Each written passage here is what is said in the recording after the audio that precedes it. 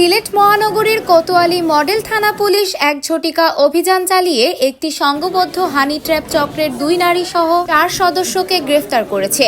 অভিযানে জিম্মি দশা থেকে 2 যুবককে উদ্ধার করা হয়েছে এবং তাদের কাছ থেকে লুট হওয়া মালামাল ও অপরাধে ব্যবহৃত যানবাহন জব্দ করা হয়েছে। পুলিশ সূত্রে জানা যায়, গত 9 এপ্রিল রাতে গোলাপগঞ্জ উপজেলার বাদে রনকেলি গ্রামের মাহমুদুল হাসান রিফাত ও তার প্রবাসী বন্ধু মাহফুজ আলীকে মেন্দিবাগ পয়েন্ট থেকে কৌশলে প্রলুব্ধ করে সিএনজি অটোরিকশায় তুলে নেয় চক্রের সদস্য আব্দুল জলিল ও জায়েদ আহমেদ। তারা ভিকটিমদের যতরপুর এলাকার নবপুষ্প 113 নম্বর বাসার 5ম তলার একটি ফ্ল্যাটে নিয়ে যায়। সেখানে আগে থেকেই অবস্থান করছিল চক্রের নারী সদস্য জেসমিন আক্তার।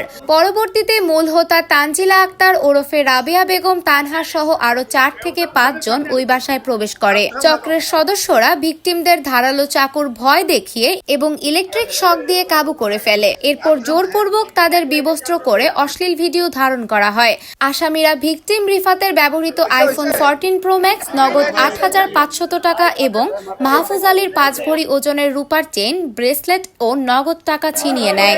ভিডিও সোশ্যাল মিডিয়ায় ভাইরাল করার হুমকি দিয়ে ভিকটিমদের পরিবারের কাছে 10 লক্ষ টাকা মুক্তিপণ দাবি করা হয়। লোকলজ্জার ভয়ে ভিকটিমরা তাৎক্ষণিকভাবে আত্মীয়দের মাধ্যমে 90,000 টাকা এনে দিলেও তাদের মুক্তি দেওয়া হয়নি। ভিকটিমদের পরিবারের সন্দেহ হলে তারা দ্রুত কোতোয়ালি মডেল থানা পুলিশের শরণাপন্ন হন। Officer in charge OC Khan Mohammad Mainul জাকিরের নির্দেশনায় এসআই আনোয়ারুল ইসলাম পাঠান তথ্য প্রযুক্তির সহায়তায় ভিকটিমদের অবস্থান শনাক্ত করেন। 10 এপ্রিল ভোর 4:20 ঘটিকায় ওই বাসায় অভিযান চালিয়ে পুলিশ 4 আসামিকে গ্রেফতার এবং 2 ভিকটিমকে অক্ষত অবস্থায় উদ্ধার করে।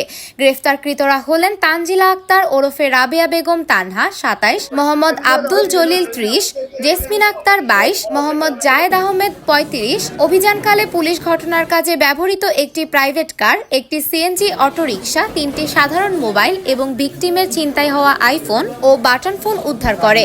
এ ঘটনায় কোতোয়ালি মডেল থানায় দণ্ডবিধি এবং পর্নোগ্রাফি নিয়ন্ত্রণ আইন 2012 এর সংশ্লিষ্ট ধারায় একটি নিয়মিত মামলা নং 19 তারিখ 10/4/2026 রুজু করা হয়েছে। গ্রেফতারকৃতদের যথাযথ পুলিশ প্রহরায় বিজ্ঞ আদালতে সোপর্দ করা হয়েছে এবং চক্রের বাকি সদস্যদের গ্রেফতারে অভিযান অব্যাহত রয়েছে বলে পুলিশ জানিয়েছে।